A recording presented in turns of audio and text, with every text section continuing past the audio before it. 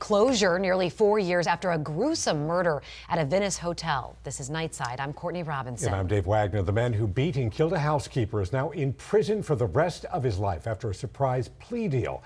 And 10 Tampa Bay's Chris Hurst is live in Venice tonight outside that motel where it happened. And Chris, those who knew Tina Strader say she was finally turning her life around before her murder.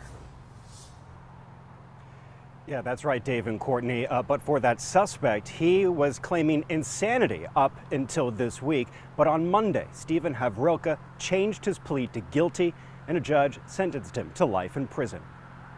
It was out of the blue. Tina Strader was only a month away from graduating a jail diversion program called Turn Your Life Around.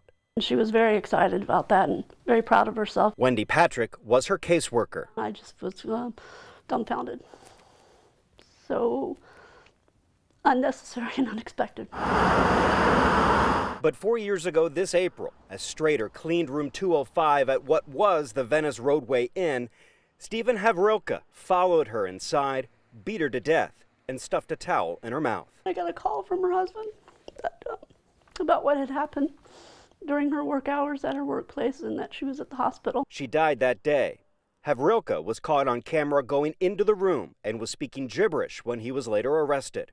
For years, his competency for trial was debated, but Monday he pleaded guilty to Strader's murder. And no, it's never going to be closure, but at least we know he's never getting out to do something like that again, because there was absolutely no motivation for what he did. Patrick, though, has been motivated to keep the case top of mind, staying in touch with Strader's husband, who died last year, and told Strader's children, who live out of state, about the plea deal. I mean, it's horrible, a horrible thing, but at least those last several months of hers was a positive thing in her life, and she was accomplishing goals, and she was reconnecting with her kids, and thank goodness for that.